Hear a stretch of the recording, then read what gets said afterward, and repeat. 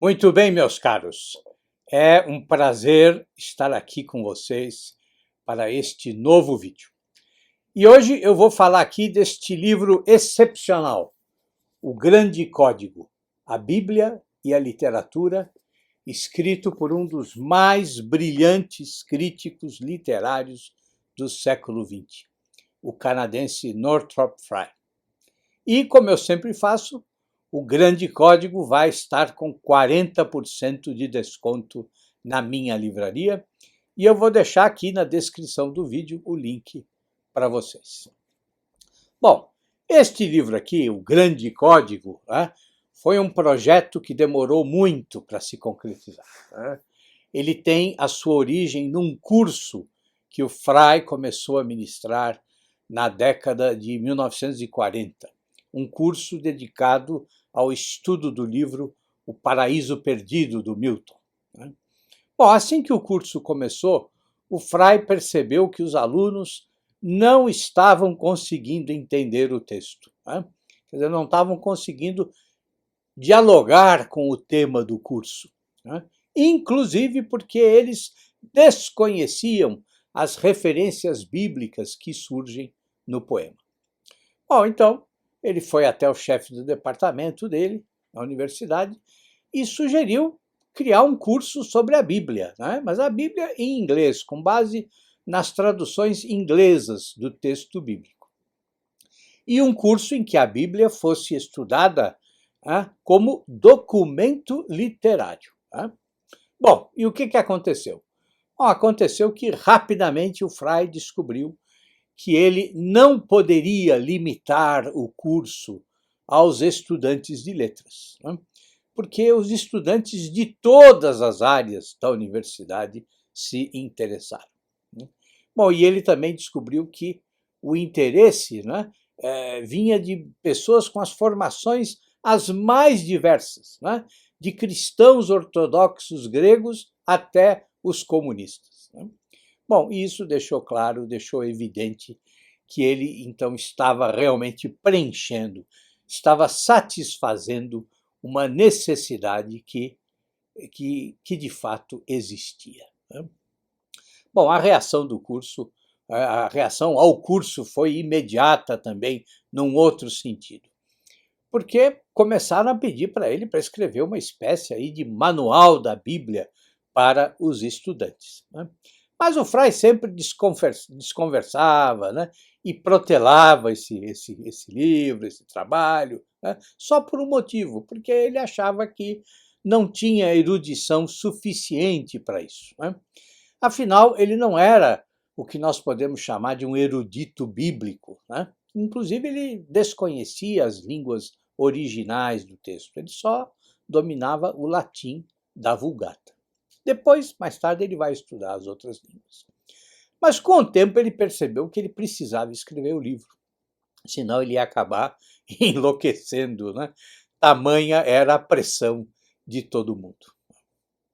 Na verdade, num livro anterior ao Grande Código, que nunca foi traduzido em português, um livro chamado Creation and Recreation, o Frye já havia introduzido alguns elementos que seriam retomados neste O Grande Código. Elementos que já apontavam a direção dos estudos que ele estava realizando. E o próprio Frye diz, brincando, que realmente que isso é verdade. E que ele fez isso porque quando um cavaleiro vai matar um dragão, quando ele assume essa missão terrível, o mais aconselhável é que antes ele, vá dar uma olhada no território em que a luta vai acontecer. Bom, o subtítulo que o Frye coloca no Grande Código, a Bíblia e a Literatura, significa que ele não queria escrever um livro que fosse aí semelhante à Bíblia como literatura. Por quê? Porque na época existiam muitos cursos superficiais com esse mesmo tema. E também existiam muitos livros que, na opinião dele, eram mal escritos.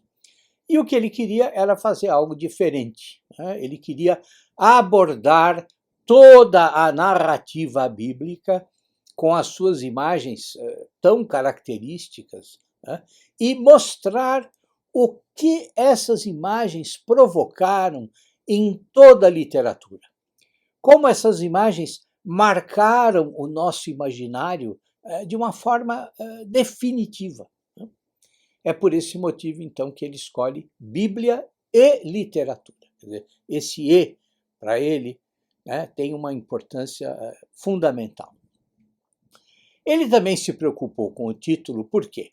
Porque ele não queria que imaginassem que ele tinha a pretensão de penetrar na área teológica. Não, ele queria que ficasse claro que ele estava lá tratando da relação da Bíblia com a literatura, que a Bíblia estava escrita numa determinada linguagem, numa linguagem literária, e que só essa linguagem era o interesse dele. Ou seja, para ler o grande código, o primeiro passo é esse, quer dizer, esquecer de qualquer aspecto doutrinal. Bom, o Northrop Frye retirou o título do livro de um poeta, o William Blake. É um poeta que ele sempre admirou profundamente. E em diversas ocasiões o Frye disse que quase tudo o que ele havia aprendido tinha sido, na verdade, não com os teóricos da literatura, mas com o Blake. E é verdade. Quando a gente vai ler vários livros, ensaios do Frye, você percebe algumas vezes que a gente até fica sem saber quando é que termina o Blake e quando começa o Frye.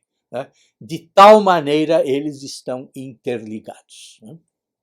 E é o Blake quem fala da Bíblia como o grande código da arte.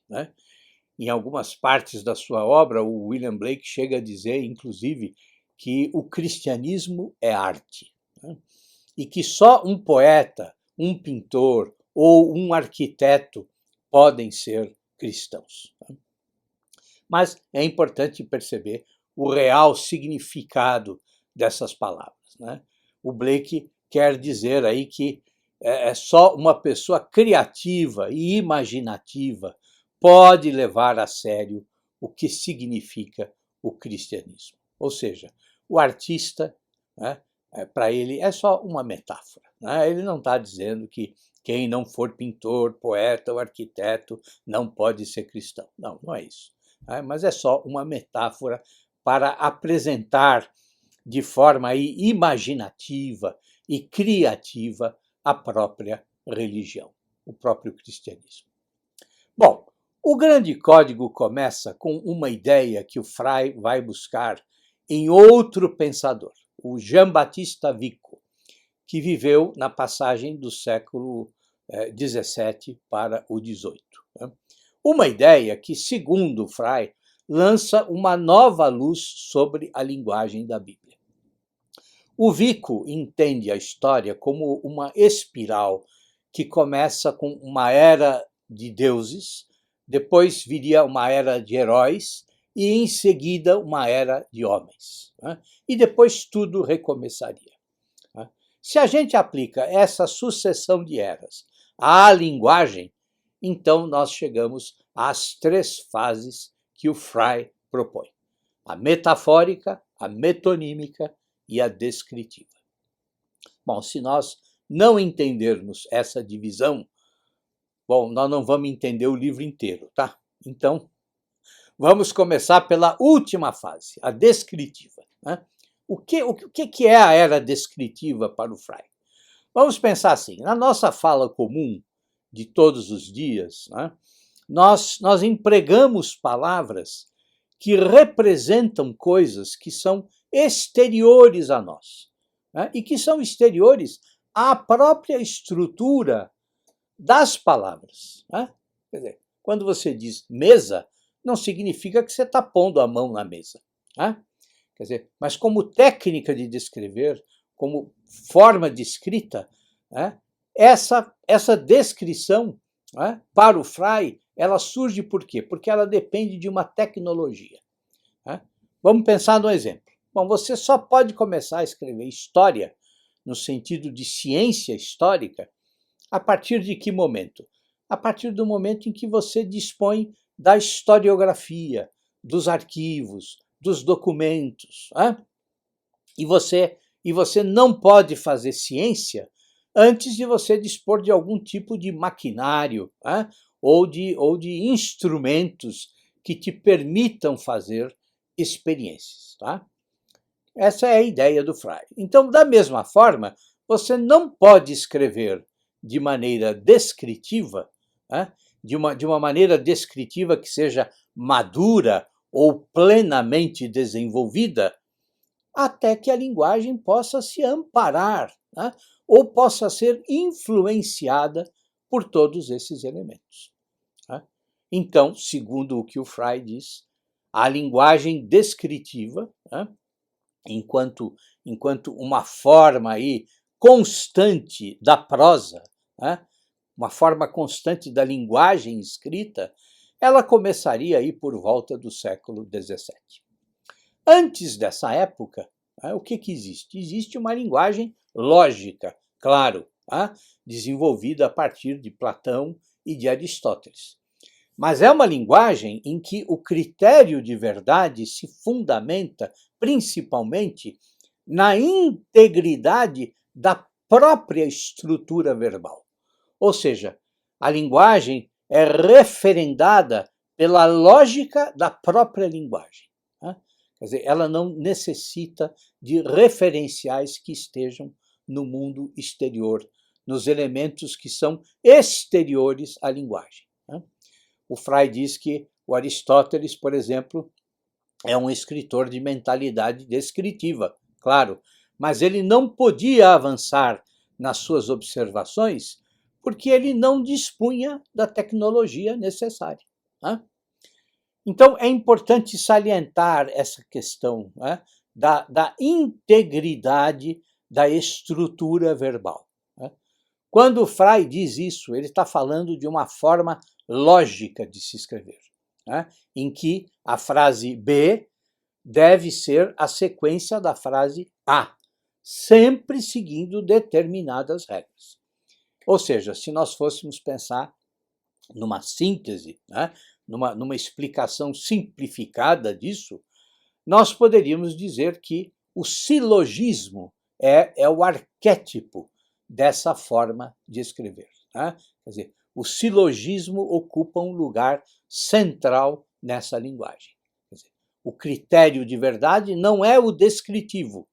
Né? Não se trata de você ter palavras que se relacionem a elementos exteriores a essas palavras. Mas o importante é que as palavras se relacionem entre si, que elas estejam vinculadas entre si e formem um todo, né, que consiga construir um determinado argumento. Né? Ou seja, as palavras estão relacionadas a elementos exteriores. Claro, quando Aristóteles dizia pedra, né, ele se referia a uma pedra concreta, real. Né? Mas essa relação, né, nessa fase intermediária que o Frey chama de metonímica, essa relação é só acidental, porque o critério de verdade essencial é que as palavras obedeçam a uma forma lógica. Bom, então nós chegamos à primeira fase, né? A fase que antecede as dialéticas aí, platônica e aristotélica. E nessa primeira fase, o que é que a gente encontra? Nós encontramos o pensamento mítico. Né? É o primeiro de todos, a forma mais primitiva de pensar. É a chamada fase metafórica. Né? O Frey diz que é muito interessante perceber que a cada nova fase surge a ilusão de que essa fase metafórica, né, ou melhor, de que essas novas fases vão superar o pensamento mítico, né, quando, na verdade, o pensamento mítico acaba sendo sempre reabilitado. Né. Bom, e como é que funciona o pensamento mítico? Ele age de maneira metafórica, como se no mundo tudo pudesse ser identificado com tudo. Né? Então, os deuses da mitologia, por exemplo, se nós pensamos em termos linguísticos, eles são metáforas. Né? Ou seja, um determinado elemento da realidade, né, o mar, o sol, é identificado com uma determinada personalidade. Né? Quer dizer, para o Frei, a metáfora é a forma de pensar que une o mundo pessoal e o mundo impessoal numa forma linguística, em que A é B. Né? Ou, dizendo de outra forma, o que caracteriza a metáfora é que ela abre uma corrente, né? Ou um canal de energia entre o sujeito e o objeto. Por isso, a unidade mais evidente do mito e da metáfora é a figura do Deus, porque é como se ele fosse uma metáfora, né, evidente, uma metáfora impressa numa figura que tem características humanas. Então, se nós dizemos aí que Netuno é o mar, né, nós vamos encontrar algum aspecto da personalidade ou da consciência, né, desse Deus que se identifica com algum elemento do mar. Né? Isso significa que os deuses, né, eles não são só projeções humanas na natureza. Né? Não, eles são mais. Eles são evocações dos poderes da natureza. Então, é com a metáfora que começa o uso das palavras. E é nela também que, provavelmente, né, o uso das palavras termina. Né? Quer dizer, para o Frei, a consciência humana se desenvolveu a partir da consciência animal. Né? E essa consciência, bom, ela está totalmente identificada com o seu meio natural. Né? Então, quando nós pensamos no Antigo Testamento, né, Moisés teria escrito lá os 5 primeiros livros, né, numa época em que os deuses, bom, eles já estavam superados. Né, tanto que Moisés trata como idolatria a adoração de objetos, né, ou a atribuição de uma qualidade sobrenatural ou divina a elementos da natureza. Né. Quer dizer, ele quer que as pessoas se afastem desse tipo de comportamento e se dediquem aí a uma vida e a instituições humanas em que só o Deus único é admissível. E isso significa que a linguagem que ele utiliza ao escrever precisa ser uma linguagem de transcendência, uma linguagem que se aparta, que se afasta da ordem da natureza. Né?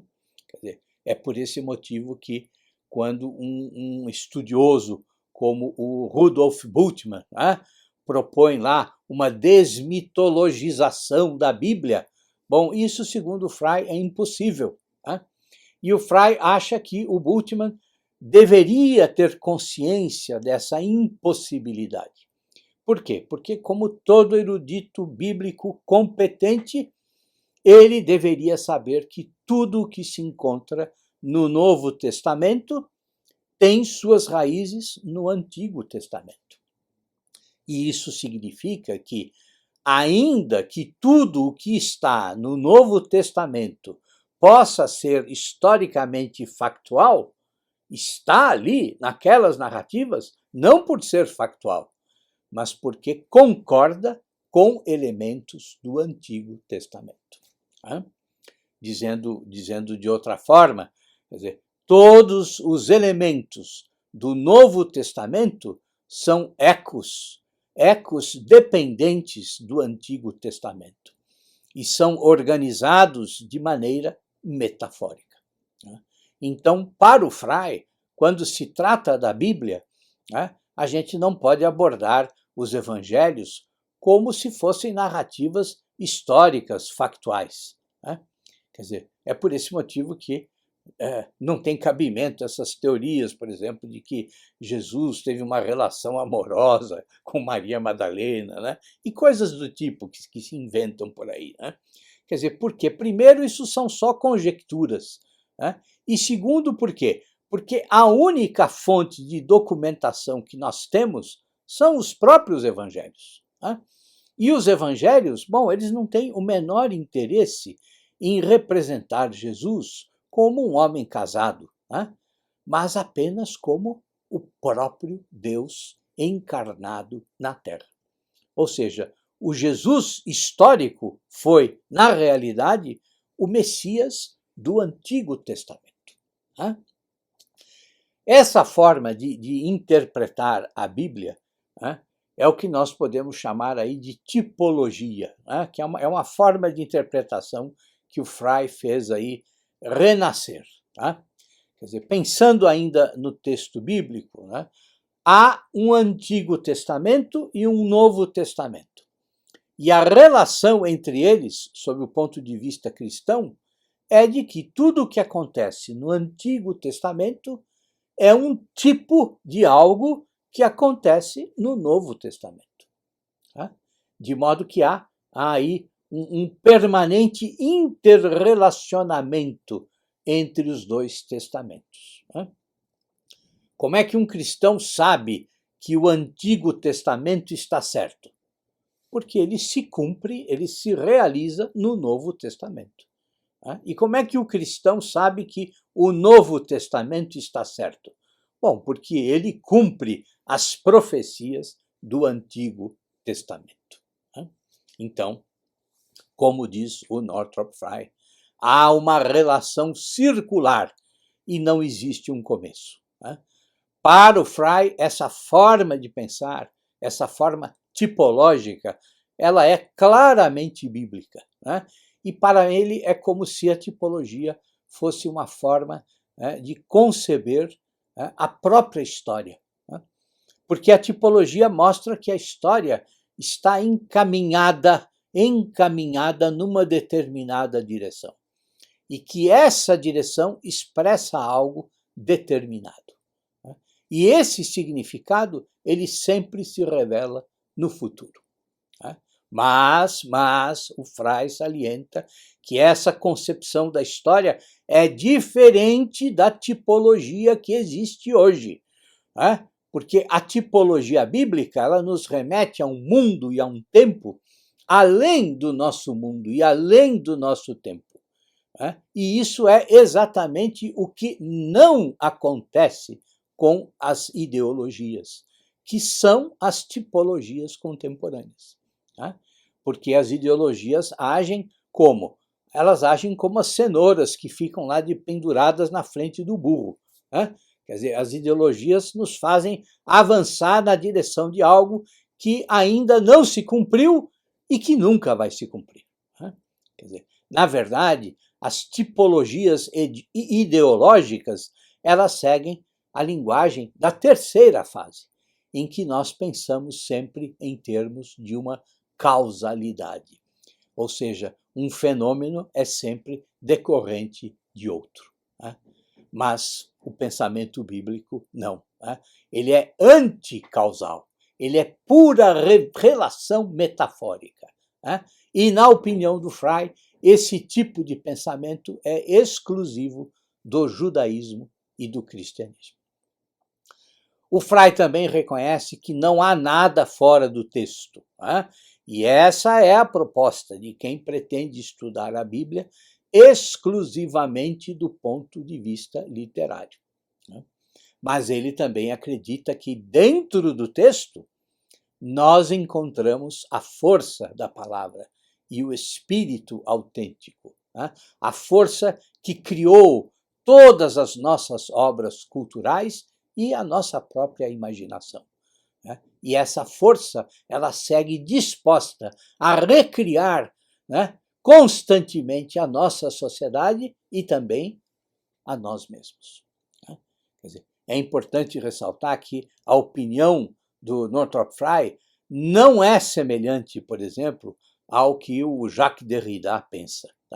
Quer dizer, o texto da Bíblia não é, para o Frye, uma ausência que invoca uma presença, como diria o Derrida.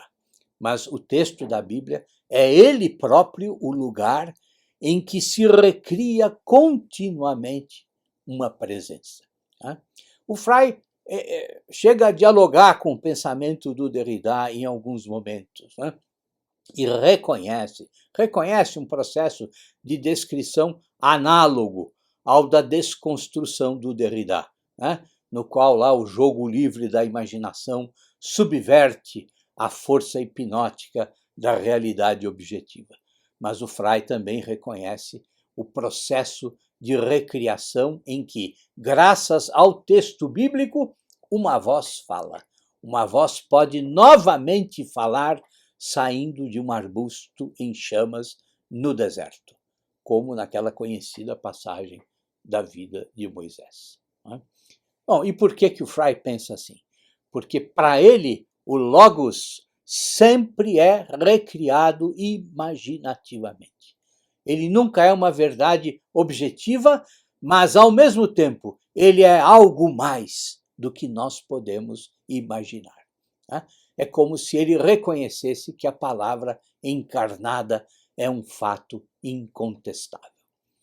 Bom, e isso infunde no pensamento do Frei uma confiança serena, uma confiança luminosa, uma confiança que se diferencia de maneira significativa, né, daquela pirotecnia verbal do Derrida e das suas reflexões, que são aí como as reflexões de um Sísifo. Né? Quer dizer, quem conheceu o mito grego vai entender o que eu estou dizendo. Num certo sentido, portanto, o Frei e o Derrida representam aí os polos de reação diante da crise moderna que nós vivemos. De um lado, o Derrida e o abandono completo do cristianismo, e do outro, o Frei e a reconstrução imaginativa do cristianismo. Na verdade, se nós analisarmos bem, se nós analisarmos inclusive o que ocorre nas nossas universidades, nós vamos ver que o Derrida foi uma das portas por onde o niilismo entrou na vida universitária. O niilismo e o anticristianismo do Nietzsche. Quer dizer, essas forças se infiltraram na crítica literária e, de certa forma, ficam tentando acabar com a esperança do Northrop Frye.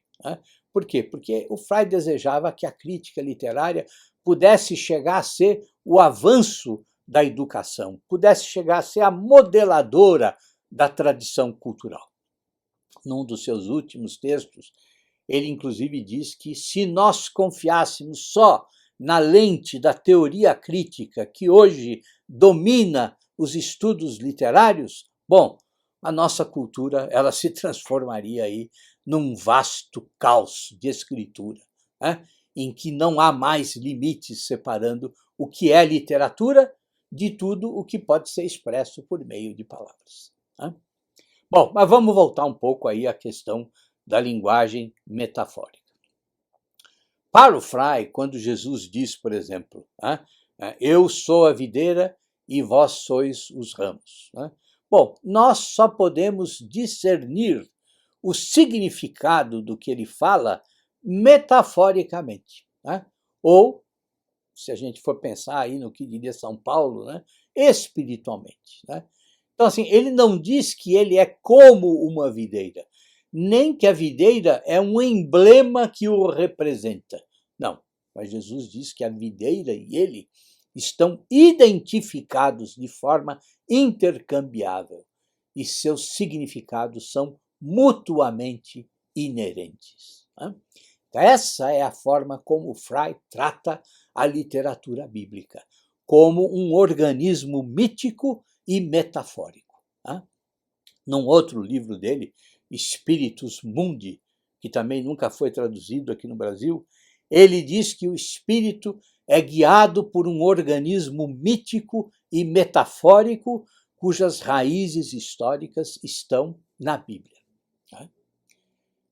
Então, assim, a distinção das três fases da linguagem permite que o Frei faça outras distinções.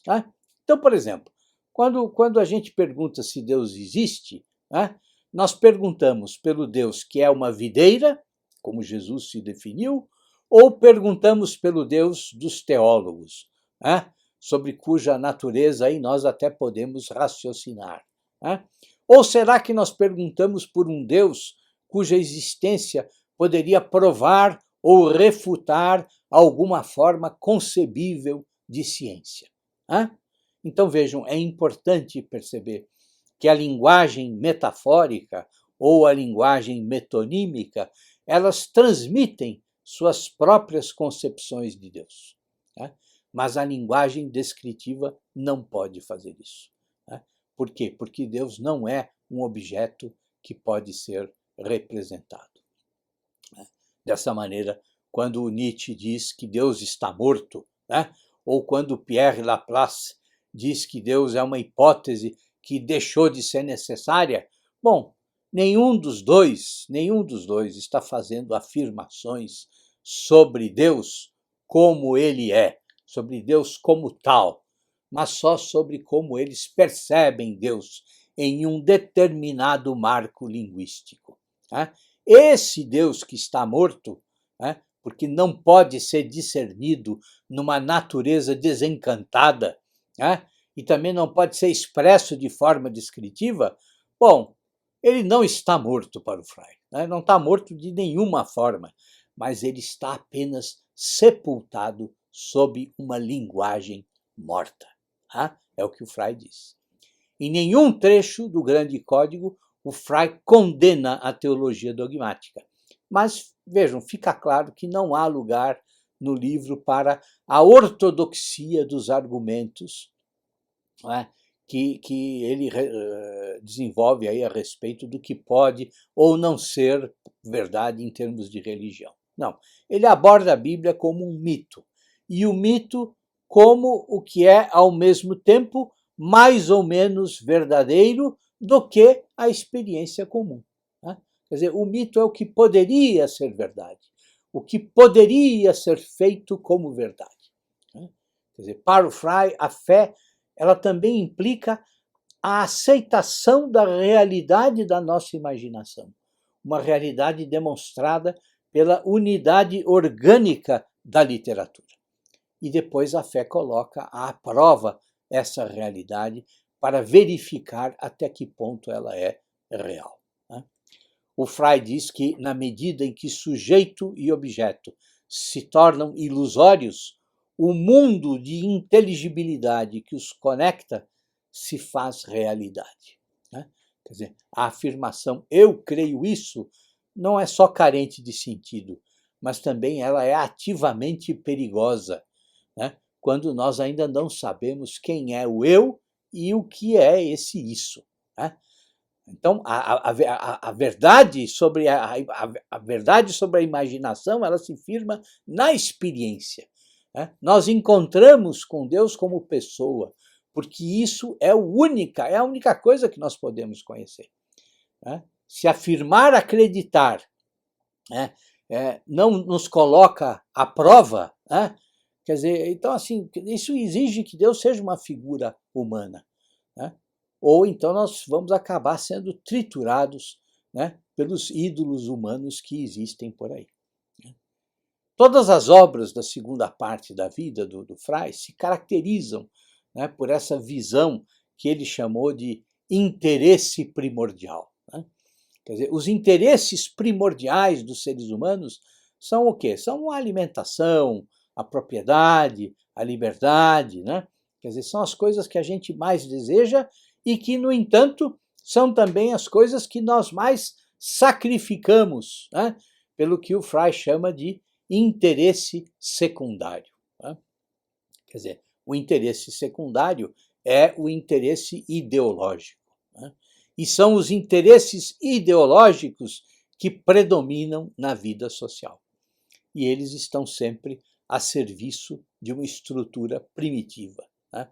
Uma estrutura rudimentar de esperança e desejo, né? Exatamente porque eles não abarcam, né, não envolvem os nossos interesses essenciais, né? E a resposta para superar os interesses secundários está onde? Está na arte e na religião.